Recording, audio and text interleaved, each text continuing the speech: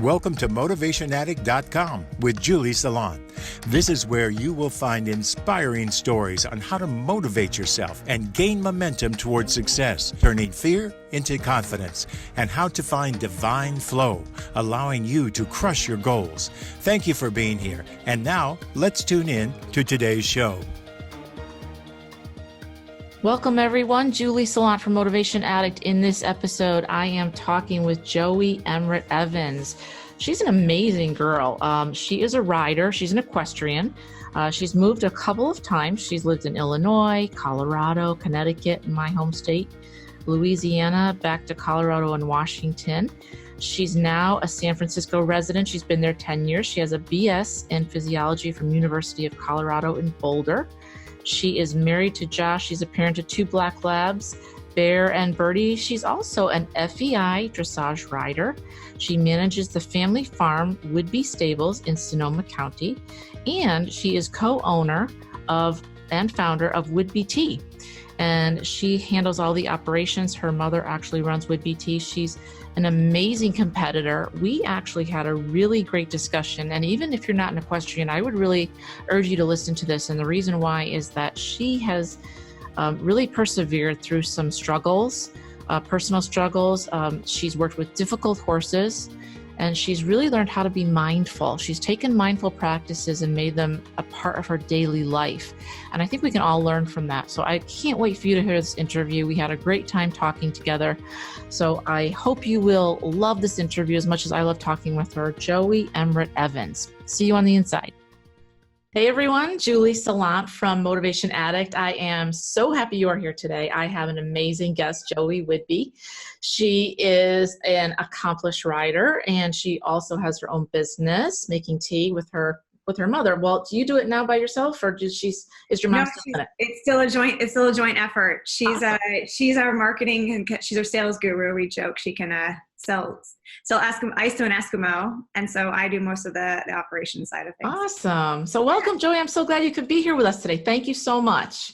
Thank you. It's good to be here. I'm really excited. Yay. So I know that you're going to have a lot of gems for the listeners. What I'd like to talk about, let's just start out with basically a little bit of a history of how you got into riding in the first place. Yeah. Well, that also actually starts with my mom, like I think most of us in this sport. I was 4, and my mom grew up riding horses, but very informally, just kind of backyard, jump on a horse bareback that she didn't own and didn't know, and run through fields. And so at some point, she decided that it would be good for me to have a proper education in riding. So she put me in pony club, and we actually lived in Montana when I joined my first pony club. So I grew up through the pony club ranks, and it was super, super special time and a great place to be riding out in the mountains in Montana, and it was just a very special time. So that's where I started my riding. Okay. I shifted after several years in pony club and a couple of family moves later. I shifted into dressage for a couple of years when I was in middle school, and that's where my dressage education really started, and I kind of fell in love with that discipline there. Okay. And then fast forward another family move.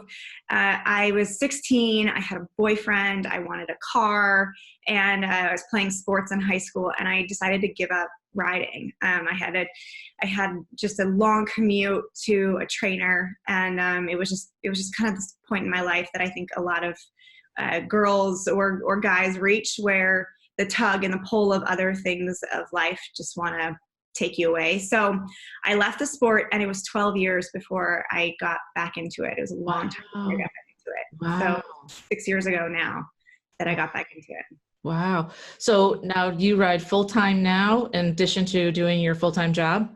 I do. Yeah. I kind of eased back into it. I started with just a few days of riding, and then, the bug comes back and bites you hard. So now I ride 6 days a week. Wow. Yeah, it's rare that I'm not at the barn, even on my off days. I go up just to see the horses sometimes, and Cool. So yeah. Yeah, totally. I totally get that. I'm there every single day, even if I'm not riding. I broke my toe a couple weeks ago, and I'm like, still can't get myself into a boot, but I'm still there every day. He's in my flip-flops giving carrots, because he gets really ticked off if I'm not there. He's pissed. I know. Yeah. Yeah. Oh yeah. For sure. Oh yeah. Like, where have you been? Where's my mash? Yeah. Yeah. Yes. Come on now, let's be real. So No, it is not a sport of part-time. It is a full-time gig always, I swear. So how many horses do you have right now that you're riding? So it's a funny question, actually. So I have two show horses, if you will. And then we just brought into the family two Icelandics. Oh, So, and those, I know they're super fun. And those ones are really just for fun, for my mom and I. And one is, we literally got her because she is, quote, husband proof. So she's a good one for my husband or for my dad if they want to go on a trail ride and go out on those two guys. And then my newest adventure, which I'm super excited about, I just purchased a filly. She's just now a year old this month, and I just purchased a filly. So she's a Danish warm blood. She's we'll work on her and see where her career goes. But the ideal would be that she's a competition dressage horse. So, congratulations. That's awesome. yeah, I'm super excited about that one. It will be really, really fun. Man, you've got your hands full. So you've got the horses, you've got the home life, you've got the business. Yeah. And I know a lot of equestrians always ask me this question. So I'm going to ask you, how do you balance it all? Because equestrians know that it's not like we go once for an hour. I mean, it's every day, it's multiple hours. It's a whole big part of our lives. And how do you balance that all with work and family life as well? Yeah, I have to say I'm fortunate in that I do own my own business. And so I'm flexible in that space. But for the first 3 years of riding, when I got back into it, I worked at a big tech company, and I was, there 5 days a week and commuting back and forth. And, you have to have a really solid support system in your family and also at the barn, and finding a place that really helps you balance and can pick up a little bit where you need help. If you can't get there to pick someone's hooves out, then you need someone who can help out with those kind of things. I get up really early. I get up really early and I go to bed really early. So, I think it's just, but the number one piece for me is just finding a support system, and you've got to have your family that can really understand and appreciate the level of commitment that this sport takes. And it's because, there's no other sport that has the degree of responsibility that this sport has because of the horse component. And so if my husband came into this, he didn't, we met long after I quit riding. So the horse aspect was quite new for him. And I think he completely underestimated at first how much of a responsibility it really was, because it's just different. It's not they're not a tennis racket that you can pick up 5 days later, and it's a very different sport. Yeah. So I really do think having a level of support that can understand how significant of a responsibility it is helps tremendously. That's huge. I mean, I feel the same way. My husband never. So when we met, I wasn't riding, same type of thing. Yeah. And he doesn't ride. He's an animal person, but he doesn't ride. He's not into it. I'm the only person in my family that was into it. So it can be hard, and it can be a real source of pain if you're both not on the same page. And I think sometimes you just have to sit them down and say, like, this really isn't an option for me. It's not something, like you said, it's not like a car you can just put away and take out whenever you want, especially if you're competing. Yeah. Even if you're an amateur competing and not a pro, you need to keep at it all the time. And horses, as I always say, today's horse is not yesterday's horse or tomorrow's horse. They don't always remember. If they did, we'd all be at Grand Prix level. And it just takes a lot of time and a lot of effort and a lot of revenue to keep it going. Right. Yeah. So it's a big deal. Yeah. Yeah, it really is. Do you have any boundaries that you set for yourself in terms of when you're setting up and looking at your calendar for the week and thinking, okay, I have, this much time for the horses and this much time for work? How do you set boundaries for yourself? Yeah, I actually do just that. I usually get up every morning. It is a new routine that I've started, but I get up every morning and I literally just lay out my calendar for the day if I don't do that earlier in the week. And it really helps just my time management in general. So I know it helps my work tremendously in that same way, but also with riding. So I know exactly what days I'm riding, what days I'm going to spend more time at the barn, less time at the barn, when I need to carve out more time for work and do all of that. I think, so many jobs now in today's age are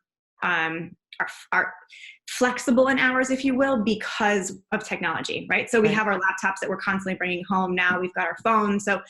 So I think it is, it's a blessing and a curse, because everything's more accessible, but you're also then never off, right? So your work is always with you, but then it's always with you. So you can say, all right, I'm going to work. And, for my business, I can spend my morning hours and really carve out my early morning hours for work and take some calls from the car, do some work while I'm actually driving to the barn.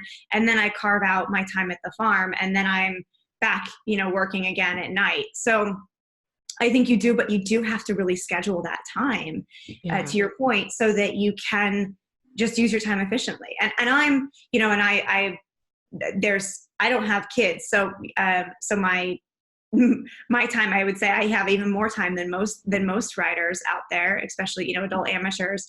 So I think you just have to use every single minute really wisely, because if you don't, then time just kind of gets lost in the day, and to-do lists keep growing or not getting checked off. So absolutely. Yeah, I do. I completely agree. I think it's really important to kind of really schedule out that time, even if it's loosely. Schedule it in as kind of a non-negotiable, because you're going to go anyway to the barn. You have to work. And I'm the same way. I work out of my house. So it's a good thing that it's always there, but it's also a bad thing it's always here. I was working till like 12:30 last night. So but if you schedule it and it's real, if it's in my book, it's real, and I just try to stay within the time frames. That brings me to another question I'm starting to ask everyone that I interview, and I'm interested to get your thoughts on this. So we are all, as you said, connected, right? We all have our cell phones. We all have our iPads. We all have our computers. And I know that a lot of women ride, and especially the younger girls, because I'm a woman of a certain age, so I'm a little older, but ride with their phones in their pockets. Mm-hmm. And I'm curious to know how you feel about completely unplugging at the barn, or do you think it's okay to kind of go around with your phone in your pocket? What are your thoughts on that? I shouldn't say never. When I'm riding, particularly when I'm training, I never have a phone in my pocket. I do carry a phone in my pocket when I go on trail rides, and that's only for safety. Oh yeah, for sure. Just because I'm out and about but I do very much believe in unplugging. And I think it's just an opportunity. I think we owe it to the horse, because I don't think you're present in what you're doing. We owe it to ourselves, because if you are training and you're paying for lessons, or you're paying for this time, you owe it to yourself to unplug in that moment and focus on what you're doing. And I also just think you have to take, again, to your point, in this day and age, you have to take every opportunity you can to unplug and just be there and enjoy it and remember why you're doing this. And I have there's a lot of riders at our barn, and I get it, because life is crazy and we've got a million different responsibilities that we're trying to juggle. And so people have to take the 15 minutes in their breaks to answer a phone call or answer an email. And so, again, I think everyone, I'm not trying to preach the mindfulness, but I really do think it is important. And I know for me, I need it. I need that time to unplug. And I think it really does force me to enjoy my horse and force me to focus on what I'm doing and enjoy and be in that moment. Yeah, I totally agree with you. I mean, you're putting so much effort into this, and it's an expensive sport, right? No matter if you have your horses at home or it doesn't matter. It's an expensive sport. Yep. And you do owe it to them. And I always say to myself, I have, 1,000 pounds plus beneath me who has a brain and is super fast. I need to concentrate here. I just couldn't. And my thing is, if you also have a spooky horse or a nervous horse, which mine is, if you have your phone on really loud, he's going to be like, it's just, some people are comfortable with it, but I kind of do think that it will benefit you and your horse if you unplug and then learn to be present. And so many of us are talking about mindfulness right now. And I know you and I had kind of gone back and forth in our emails. I'd love for you to tell the listeners a little bit about your kind of ritual for mindfulness, or how you set yourself up for success when you get to the barn? Yeah. I actually started a few years ago. I started working with a sports coach. So he's a performance sports coach, and we've spent a lot of time working on this. And it started very much around the competition space, around how I was preparing for a competition. And that's really bled into like my everyday rituals and my everyday practice. So I try very hard to, the last like 5 minutes of my drive to the barn, I listen to, I commute an hour to my barn. So I have a lot of time in the car. So I actually listen to a lot of audiobooks, but I turn off my audiobook, and in general, I spend the last 5 minutes listening to music. I just kind of pick a song that helps me zone in, kind of refocus, just think about what I'm doing, what I'm working for that day with whatever horse or horses I'm working with. And I just try and spend that last 5 minutes. It's kind of this long little driveway that I spend that time. That's my cue. It's what my coach calls the bridge between the warm-up arena and the show ring is the bridge. And it's very much just remember why you're doing this, leave everything else behind, let your day kind of fade away, focus in on what the task ahead is, and then enjoy it, right? Just enjoy the sun, enjoy the birds, whatever you're listening to, whatever's there, just kind of be present in that moment and set up. So I try very much to do that. And then I actually spend, this is a dressage thing too, but I think for everyone, I actually spend a lot of my warm-up walk. I spend a lot of time in my warm-up walk, and I spend a lot of time during that time thinking about what I'm doing for that day and for that moment, for that ride. And again, I just think it's a 20-minute period of time that's really nice for your horse. It's good for you, and you can just kind of settle into the saddle. You have to physically, yoga breathe your way out of all of the phone calls that you just had that were probably very frustrating, or the day at work that was stressful, or the lines and lines of your to-do list, that you can just kind of breathe away and think about what you're there for. And I think if you can do that before your ride in that 15, 20-minute stretch of time, it changes the next 30 whatever minutes that you're on the horse. And but you have to consciously do it. I mean, it's truly like a yoga breath, almost kind of motion of thinking, okay, just physically relax and let everything else go, and then focus in on where you are. Yeah, I think that's huge. And I know that will help a lot of listeners. I completely agree with you 100%. I teach on this, and mindfulness is so big, as you know, right now for amateurs and pros.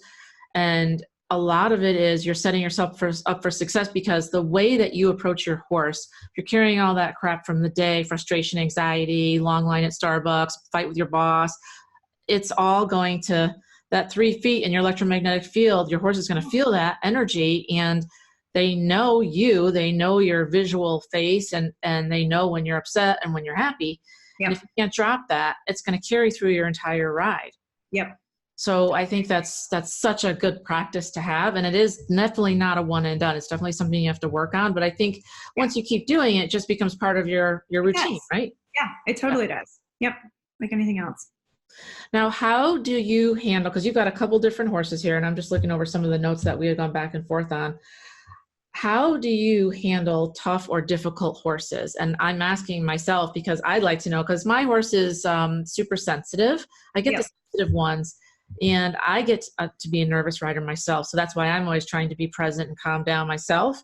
Yeah. So how do you handle a horse that's spooky, or just kind of having a meltdown or a moment?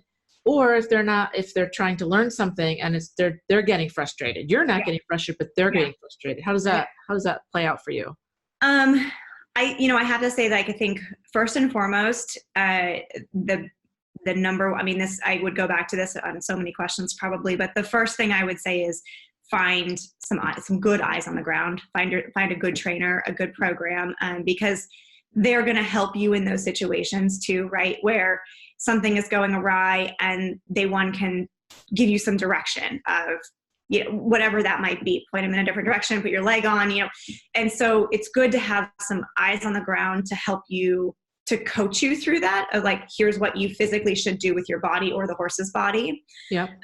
And also give you some better ideas of how to handle it in the future. So I have, but then I think it's a lot more than that too, obviously, but I have he's a spooky horse. It's interesting. He developed cataracts like quite soon after we bought him.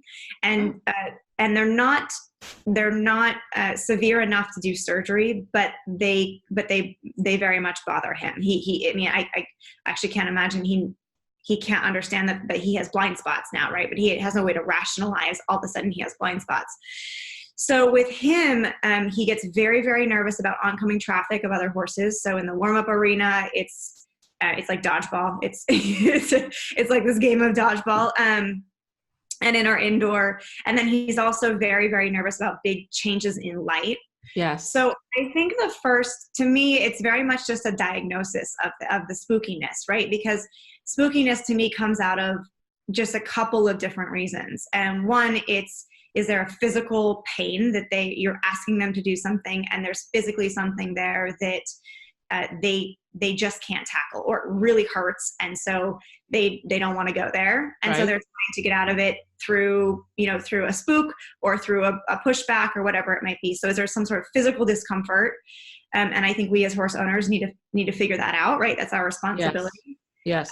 And then the second comes down to trust and confidence, right? Like they're trusting confidence in themselves, in the situation, or in you.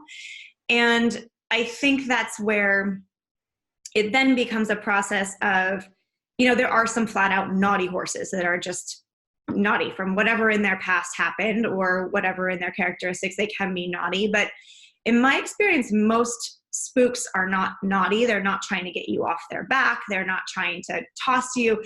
They're nervous, they're scared, their confidence is not there. So I think it's just with Bombay, that my spooky horse, we've tried so many different things. We've tried putting little fuzzies, bumpers on the side of his bridle, on his cheek pieces. We've tried, we've tried all sorts of different pieces to help him get through that.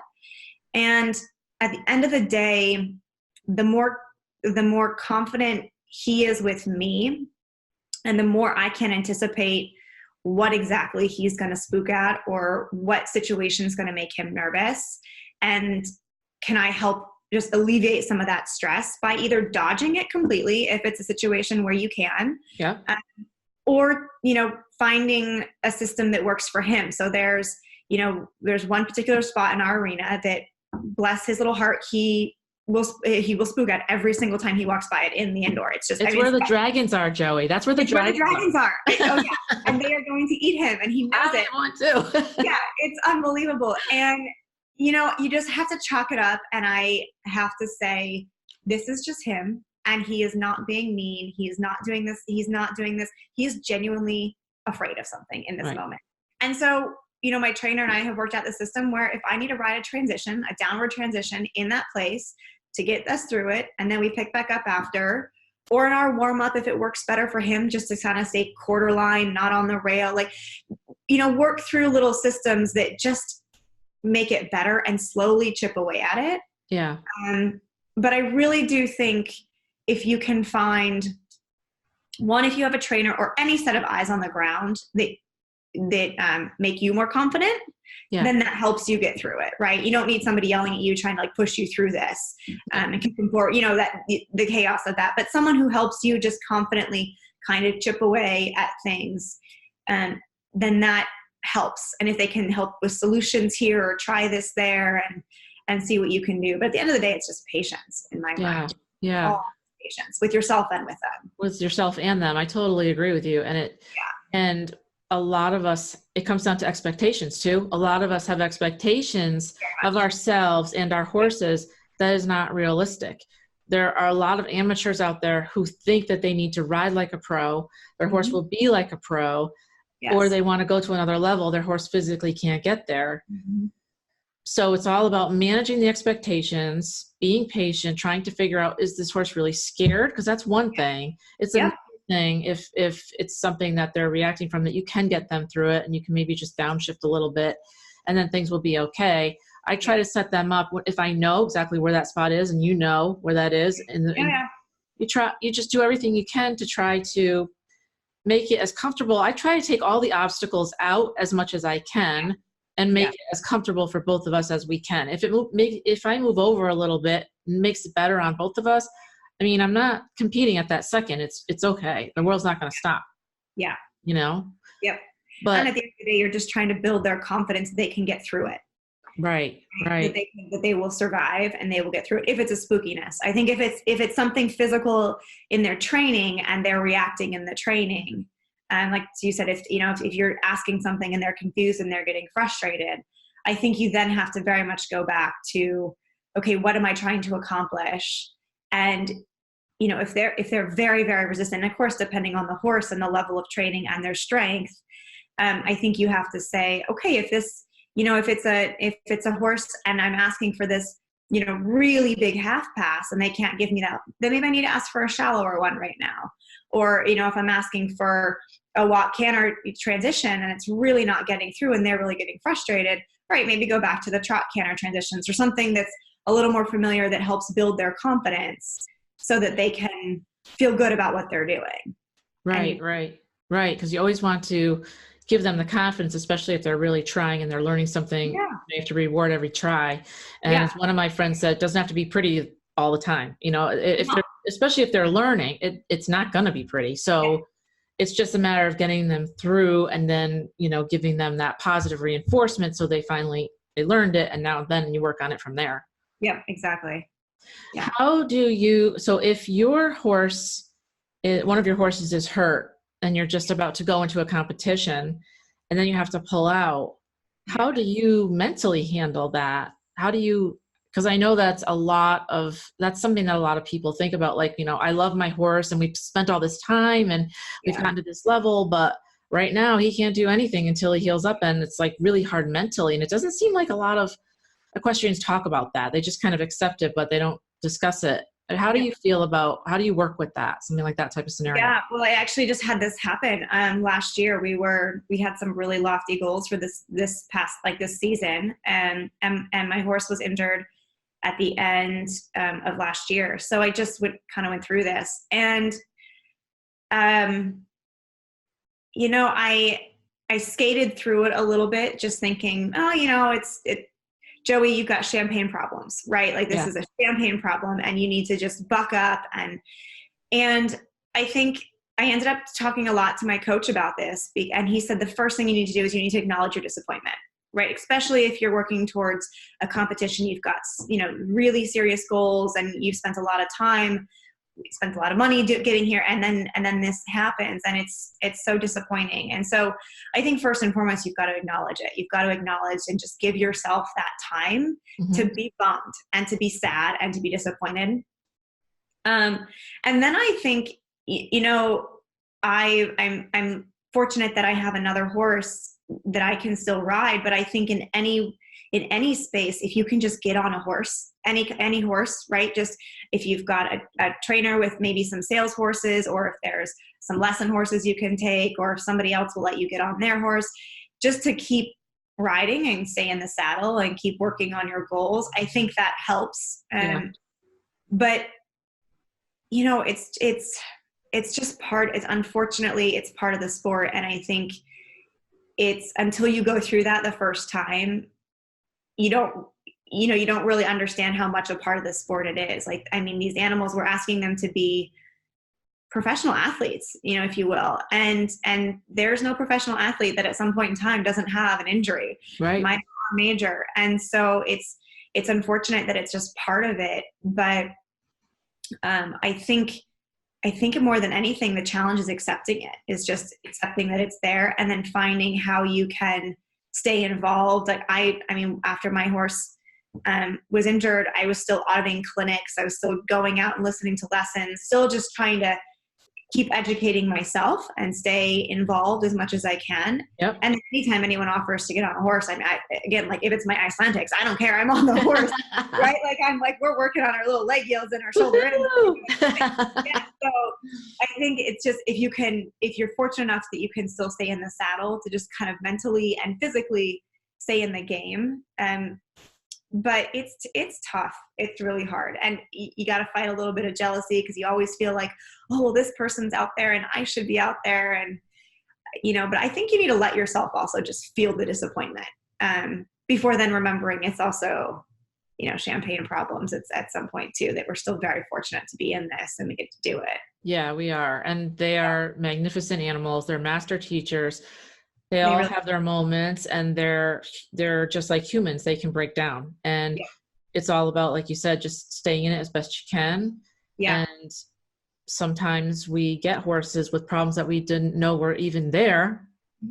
But you just have to accept it. And I think, like you said, accepting it is probably at least 75% of it, because it's just like anything. If you want to be at a certain level, but you're not there yet, you need to accept where you are. And as my old trainer used to say, you are where you are, and it's okay where you are. Yeah. You are where you are. That's where you're starting from. It's okay. Yep. It's like if you're at 200 pounds and you want to be 150 pounds, you can't pretend you're at 160 pounds. You are where you are, but you can get better, right? Yeah. But what about if you have a serious injury yourself? Because I know you are still working through one, and I had one. I if you wouldn't mind, I'd love to talk about that. Yeah. A little bit, because I believe in all my years of owning horses, over 25 years, and I don't know, you tell me if you think this is the same for your experience. People don't talk about this. The questions, they're always like, oh, get back up there. Looking forward to seeing you in the ring. Glad you're back. But it's never like, how do you really feel, Joey? Are you really doing better? Can I help you with? I never got any of that. And that led me to have a lot of shame for getting hurt. Can you think of it? It's like, how has this kind of shaped you and changed you, if it has at all? How have you kind of gone through that process? Yeah.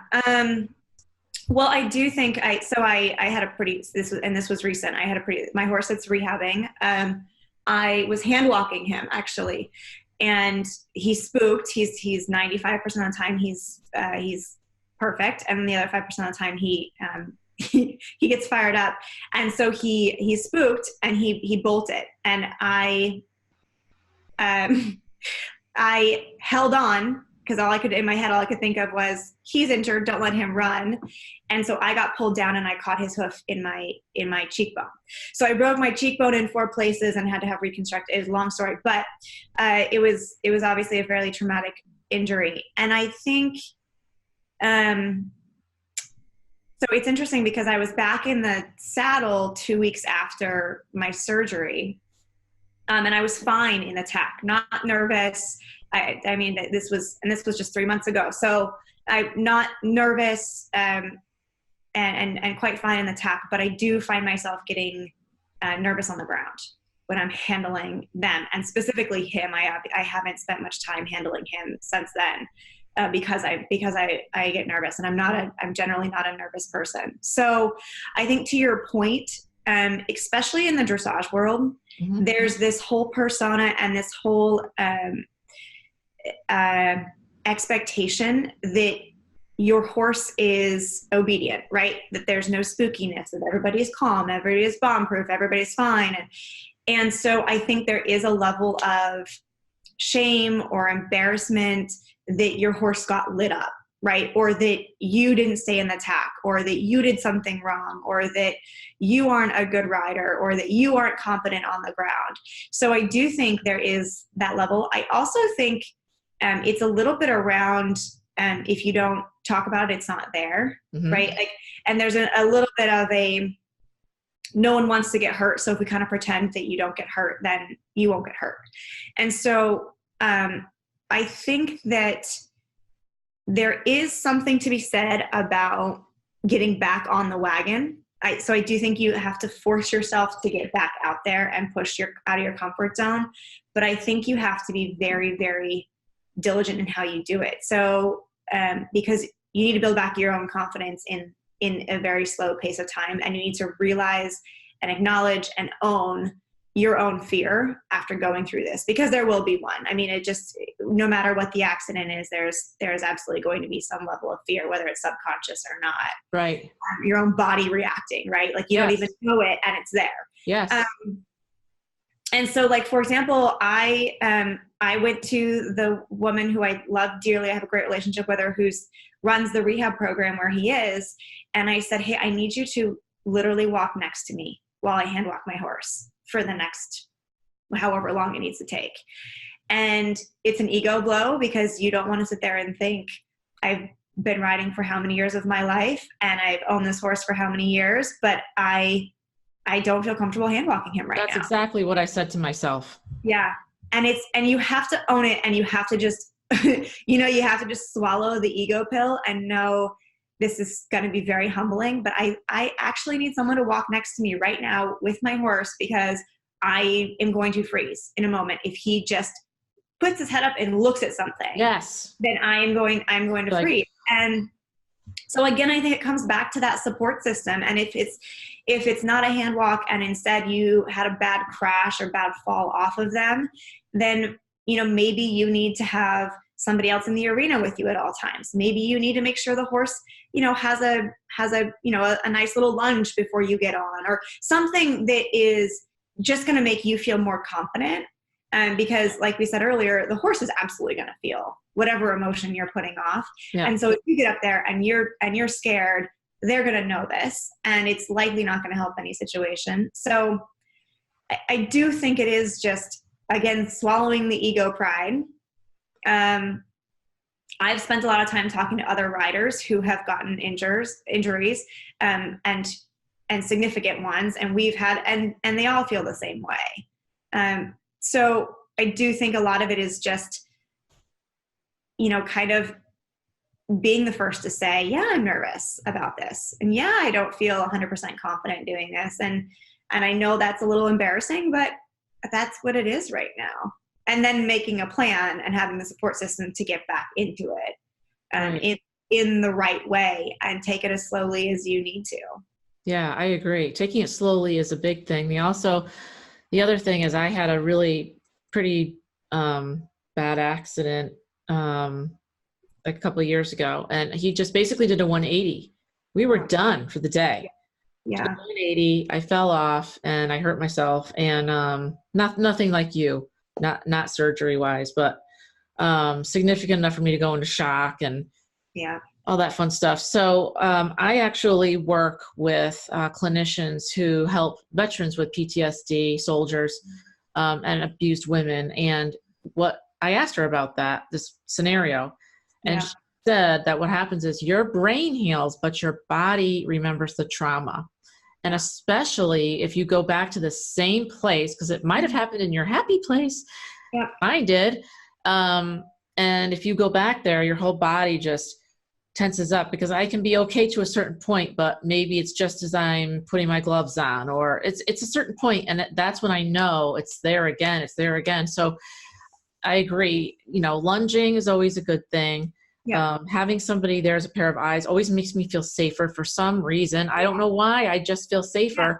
And then the other part of it is incorporating any gear that you think would help you. So what I did was I never ride. Well, I always have my helmet on. Everybody should. Yes. But I got one of the blow up vests. So they blow up before you hit the ground. Yes. So, because it can protect your spine and your neck all the way down. So it sounds funny, but it's like, hey, you know what? If that's what it takes to make me feel comfortable, I'm good with that. And, and like you said, it is humbling. And I felt the exact same way. Like, I've had this horse 8 years. You think like, what the hell's wrong with you? This is baby stuff. Get over this. Move on. You're so much better than this. But for some reason, this stupid thing keeps coming up, and you just have to acknowledge it and just go slow with it. Yeah. Right? Yeah. And again, I think it goes back to the culture of you should be relaxed, and it's kind of the protocol of being relaxed. But my trainer, she comes over and she tightens my girth every day when she's on the ground. And at first I remember thinking, well, geez, I can tighten my own girth. And then she told me that she saw a really bad accident with someone tightening a girth, and the horse spooked, and the woman came off and had a really bad accident. And so you just think, okay, where there's moments where I can take an ego check, and if there's someone on the ground and they can tighten my girth for me, then great. Then we'll do that. And, I'm not a big believer in riding scared. And I think I think it's important that we feel confident on the horse, but you've got to make sure you build that confidence. And then I also think there's very easy precautions that you can take every day that might feel, to your point, wearing a vest. And if that feels a little weird, or if that, okay, great. But you know what? You're never going to have a really bad, it's going to be huge if you do have a bad fall. So right. I think if you can leave your ego at the door, then it helps tremendously. Yeah, I totally agree with you. And it's a process, right? Because, yes, coming back from the injury is a process, just like getting back on your horse is a process. But I think, as you said, if you can keep in the community, that helps. And I think as other riders, maybe if we're a little bit more in tune and kind of get rid of that ego and everything's got to be perfect, because everybody's got issues. Nobody's horse is perfect. All these horses are still horses. They're all still pretty much wild. That's why people think we're crazy when we ride them, because they're really not. We think they're so civilized, but happening, they're not. They're horses. Yeah, it's true. So, I mean, they see a wolf, they see a dragon, they see something, they see a puddle that they've seen, and you're like, it happens. So, I think that staying in it, I think having eyes on the ground, I think the gear thing, and I think most importantly, taking your time until you feel comfortable and doing it incrementally. But by the same token, you can't wait forever. As you said, that you should, you gotta, because otherwise there is something to that. You don't want to ride injured, but if you wait too long, it's almost like the fear gets bigger than it does. Yeah. Yeah. No, I was very, in Pony Club, it was always, you popped off. If you were okay, you got right back on. Okay. And there is something to be said. And that's actually why I got back in the saddle so quickly after my injuries, because I wanted to, and I wasn't nervous about getting back in the tack, but I knew it was important to do that specifically. Have your goals changed because of the accident, or are you still on schedule to get where you need to be?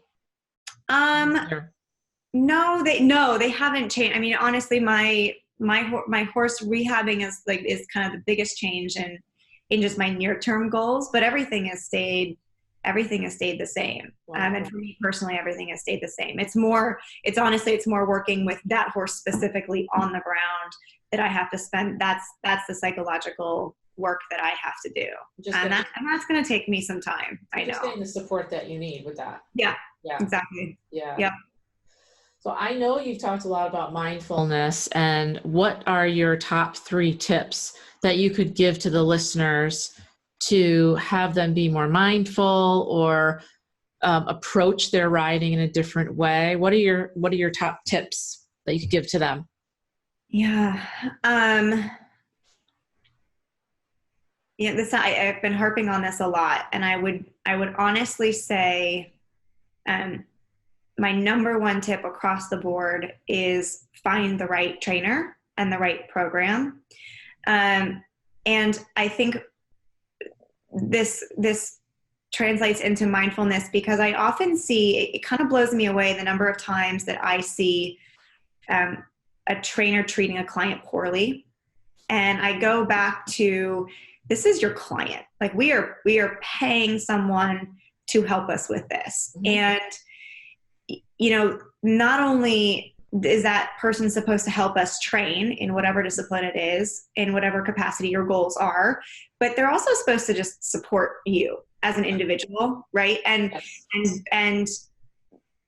create your sense of trust and your confidence and your bond with this horse, or your guidance in getting a horse, or, whatever kind of that part might be. And then it also translates into, do they have a program that supports all of that? That supports the horse health, that supports the horse wellness. Like, do they know when to lunge the horse when the horse needs to have a little lunge day and get some kicks out and be safe? So I really do think that having that right support system again is number 1, because then you're not worried about, it takes a layer of your worry and your anxiety completely out of the equation. Yep. And so you can be more mindful and you can be more present. And I think you find this in competition a lot too. I know there's actually this amazing quote that my coach put out, my head coach, said the other day, and it is, you don't rise to the level of your expectations, you fall to the level of your training.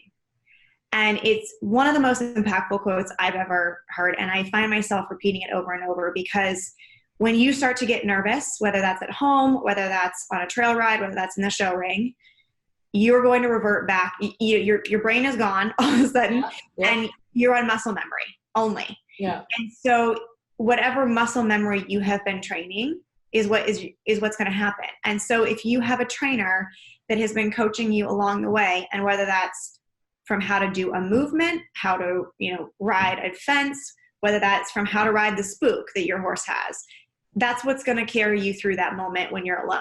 Mm-hmm. And so I believe so wholeheartedly in finding, and I know how much of a difference it's made in my life and my career, my riding career, to find the right trainer. And I would really encourage people to be very diligent about finding the right trainer. And, we often defer to what's the location of the trainer, right? Are they close to home? I've got to commute with my work. And then just kind of go with it.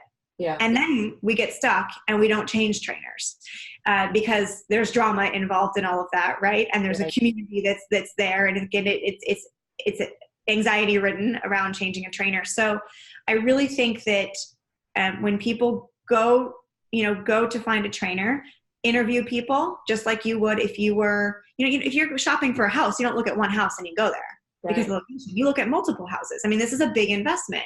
If you're hiring somebody for a business, for a job, you don't just hire your first candidate. You interview people.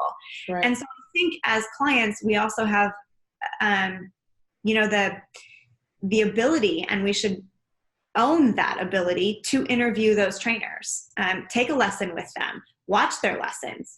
Go to a show and watch how they coach their current clients, and really pay attention to that. And so I think that's number one across the board, is find that support system. And if you can't afford a full-time trainer, a lot of these trainers will go out and do individual lessons and maybe help you build your program that you can do on your own if you can't afford to do full-time or be in full-time with them. But some sort of support, I think, is just huge. I think number two is being an athlete yourself. And that can be an athlete of any sort of level, right? I don't mean a marathoner, and I don't mean you've got to go to CrossFit 10 times a week. I just mean having some sort of exercise program in your own life, mm-hmm. whatever that looks like.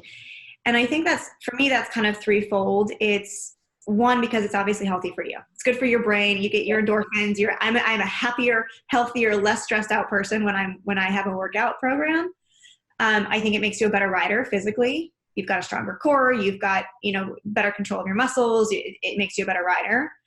And third, I think, especially for those of us that are very competitive, but even not, it gives you a sense of empathy for your horse and what you're asking for your horse, right? So if somebody said to you, you have to get on the treadmill 7 days a week or 5 days a week, and you're going to run at the same speed for 30 minutes, you're going to wear out the exact same muscles and joints and ligaments that you're asking to work every single day. You're going to be bored out of your mind. Eventually you're going to start saying, no, I'm not doing this anymore. Yeah, right. So I think and then you also appreciate some days you wake up and you're tired and you don't really want to work so hard. And if somebody is sitting there forcing this work down your throat, you're not going to respond so well.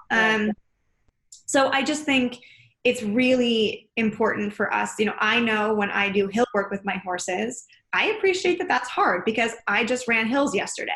Or, if I'm asking them to do a stretchy ride and we had a hard workout yesterday, I know that stretch is going to feel really good, but it's also going to be a little stiffer today, or, whatever it might be. So I think it's important because you understand what the horse is going through and you have more empathy with what you're asking them to do. Yeah, absolutely. So that's number two. And the last is just, you've got to remember why you're doing it.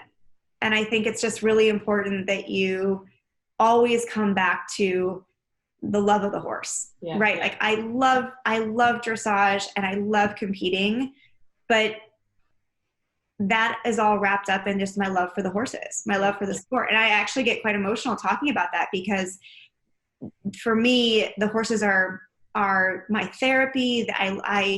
There's nothing more than I love doing groundwork with my horses, of taking them out for a hand graze or grooming them or just spending time with them. I mean, sitting on my tack trunk, holding the lead rope while we just nuzzle is a very special moment. Yeah. And, I think especially if we're competing, we can get wrapped up in the scores, the placement, the journey, whatever it is, and forget the journey along the way and why we're doing this. And I think especially in something like dressage and even jumpers or hunter, but where you've got a judge who's giving you a score, right?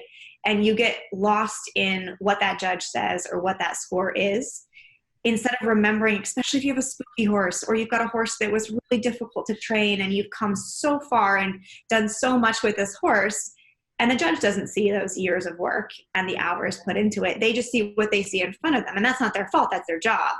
But I think it's easy to lose sight of why we do this. And again, it's a little bit of an ego thing, because we want to get the good scores. We want to place well. We want to have the blue ribbon. But at the end of the day, I took my horse yesterday for a bareback halter ride. And that to me is one of my happiest moments, of just being out in a field with him bareback and walking around, enjoying the sunshine. Yeah.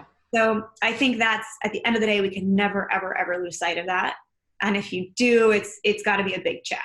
It's got to be in my mind. I totally agree with all that. I love everything you said. And I totally agree with that. And I think, to your point, when you're training, the second one, when you're training, don't be afraid to bring some fun back into it. Put up some cones. My horse loves cones. Yeah. Throw up some rails. I know it sounds babyish and goofy, but you know what? Sometimes it's just about, for me, 90% of the time, because I used to show and I don't show anymore, that this is my Zen place. Like, I love these animals like they're my children. I don't have any children either. So it's a lot about, let's have some fun today. Because I know if I had to be in this ring, like you said, on the treadmill, same thing every day. I go to the gym all the time. I'm like, that's something new. I'm bored. Yeah. Like, just get out bareback, whatever you feel comfortable. Yeah. Enjoy yourself and have fun, because they want to play too. And the more you can bring in the play, the better off their psyches are going to be. And you develop that heart connection with them, and the bond gets stronger and grows. Yes. And then I also think, on the first one, I'd love to just chime in and tell you really quickly that trainers can make or break you. In my personal humble opinion, I had a trainer, because everyone at the barn said she was great and she's been here and done that, and that's great. And she is a good trainer, but she just wasn't the trainer for me or my horse. And I had my horse for 7 years at that point, and all we did was a little bit of work. And she basically said that my gear was terrible, and that, which I'd had custom made in England for him, which she didn't know. And also she said, I think you know nothing, and I think your horse knows nothing. And I said, you're fired. Good for you. And then I had another lady come in, and she helped me with the lunging, which is when I had really broken my finger pretty badly. It's never been right. Again, just a thing that happened, right? Yeah. And she just said, she said, this is entirely fixable. All you need to do is you need to learn a new dance. You guys have a dance. You do this, he does that. All you need to do is learn the new steps, and he'll lunge like a pro for anybody but me. Yeah. I thought, well, what the hell's wrong with me? It was just a dance, and now he lunges great for me. So that trainer gave me I was so afraid, is it really me? Do I really suck? I mean, it's okay if I do, but it was kind of like, you have the power to pay somebody to help you. And by the way, not for nothing, I may not be great in one area. That's why I raised my hand for help. I wanted you to come to help me. I know I'm not proficient in certain areas. I get that. That's why I said, hey, I need some help over here. So I think that if a trainer is belittling you, or is feeling like they're very much up here and you're down here, so they're not interested, because certain trainers only want to work with certain horses that are at a certain level. And I get that. And that's okay. Yeah. For you personally, you need to understand that you have the power. You're the client, and you need to find somebody, as you said, that can work with you and that will boost you up and Yeah. tell you that you can do this. Yep. I can help you through this. Yep. And maybe they need to get on your horse for a minute or two. Yeah. Because sometimes it's pretty hard to learn if you don't know the move and they don't know the move. Sometimes you need them to teach your horse the move and then you get back on. I mean, that's a normal process. Oh, yes. We do that all the time. Yeah. No, I completely agree. I think you need to find, and to your point, find your style. Yeah. Right. So some riders want a very direct style. Some riders do better with a softer, a softer edge. And I think you just have to keep interviewing, and also recognize that depending on your goals, you may need a different trainer at different stages in your riding career. Right. Yeah. So to your point, if you're just beginning to learn how to ride, you obviously are going to have a very different trainer than if you're a highly competitive trainer and a highly competitive rider. And so, I think it's also there is a progression too of your career and who fits the best in your current role and who can take you to where your goal is, and in the style that works best for you and that works best for your horse.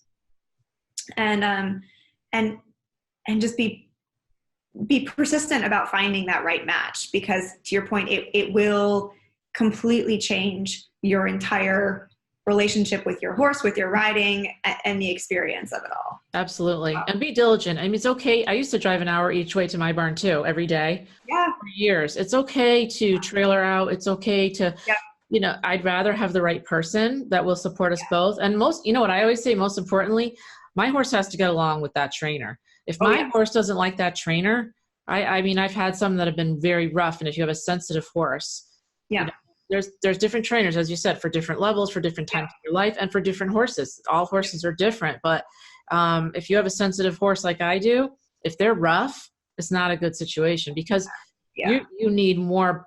You need them to be more confident, not to go back into their shell, right? Yeah. So especially like if and it depends on how your riding is. If you're more of a forward rider, or you're maybe I'm a little bit more, not timid, but I'm just a little more careful. And it's because I've had accidents, right? Because after you've had an injury, you kind of have a little bit there of, I just don't want to get hurt again. Yeah. And so I want to do everything I can as best I can to try to, alleviate that if possible. So, you change too as a person. You're not the same person you were when you started with Pony Club. And I always think, remember when we were learning to post, how hard it was? Do you remember those days? Up, down. And you'd be like, some days where I'm like, I don't know that I can ride today. I can't do this anymore. Like, this is so hard. And then all of a sudden you get it. And then you never look back. And now you do it without even thinking. It's autopilot. Yeah. That's how it is now when you're learning something new too. It's that same type of, this is hard. And then all of a sudden you or your horse, you get it. Make through. Yeah. So it's very true. It's so cool. And you watch, the top riders, you watch the top international riders in any discipline, and they work with trainers too. This is, this is not I don't need a trainer. This is everyone who's successful in the sport has eyes on the ground at some point, on a regular basis. And we all need help, and we all want to get better. Yeah. So you all, you're never going to get to the point where you're going to say, I'm good, I got this, because top levels at Grand Prix, they still need help.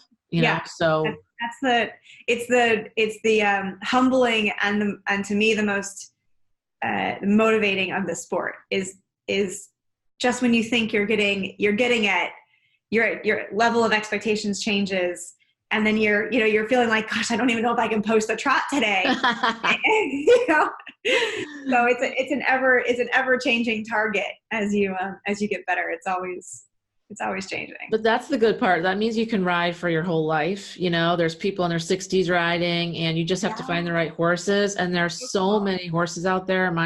All my animals are rescues. There's so many animals that these older masters, I mean, they'll just go around and they'll be just, you can learn so much from them. So quiet, and they're looking for someone who doesn't want to do a lot because they've been there and done that, and they're tired now. They're older. So that's always a good match too. I mean, just to kind of, getting that right horse is important as getting the right trainer. Oh, 100%. To be on, which we didn't even talk about. We could go into that for another hour, but getting the right horse is crucial to what your goals and expectations are. Yes. And sometimes that comes into focus really quickly if your horse is injured, or you find out that your horse can't do this level. Yeah. You thought they could, and that's a whole other Well, thought. I think, yeah, it is a whole other topic, but I think that also wraps into the trainer, because usually I do think it's, especially if you're an amateur, I think it's important to enlist the help of a trainer in finding that right match. And then it needs to be the right trainer that knows you, that knows your goals, that understands your budget. I mean, all of the above. Even if it's it's easy, because it's easy to think, oh, I don't need a trainer's help because you're on a budget, you're trying not to pay a commission, but whatever it might be. I think a lot of people skip that step, and I think it's a huge mistake in a lot of ways if you don't have help in finding that right horse. Yeah. And in the long run can oftentimes be more expensive because you purchase the wrong horse, or the horse has an injury that you didn't know about it, or it's got some quirk, and it's a whole nother topic that we can go into. But I do think having a good trainer, again, that you trust, that knows you, that knows your goals, is crucial in helping you find that right horse. Absolutely. And that you can work with and feel confident with, most importantly, that you feel confident, your horse feels confident, and then you guys can move on to do what you really want to do. Yep. Which is kick some butt. Yeah, exactly. Well, Joey, I can't thank you enough. Thank you so much for talking with me today. I know our listeners are going to love this. I know they're going to get some really great points out of this. And I really appreciate you talking about your injury. Yeah. I know that a lot of people feel a little funny about that. So thank you for being so open. And I'm so honored that you would do that for us. I really appreciate it. Oh, well, thank you for having me. It's been so fun. Thank you. So what we're going to do is we are going to put up all the links so people can reach you, and they can reach Wood BT, because you've got some really cool things coming out, and the best email to contact you if they have questions. And I would love to have you back at some point if you're up for it, because I know that there's so many cool things we could talk about. Yeah, I know. It's a great topic. But I feel like the equestrians need this kind of forum that we can talk about this stuff, because we can help each other. I mean, we're all at the barn, and even if we're all have, Icelandics, and we have warm bloods, and we have walkers, and we have saddlebreds, but we all love horses. And if we can also help each other and prop each other up, like everybody always says, good ride. Like that's the way it should be all the time. It doesn't matter what you're doing on your ride, if you're serious, if you're just hacking out and having a fun time, but we are all in it because we love the horses, and let's never lose sight of that. So thank you so much for being here. I'm going to post all your links below. People can definitely go and find you on your Instagram, on your Facebook, and on your email, and we're going to get them over to your website. So thank you again, Joy. I appreciate it. Yeah, thank you.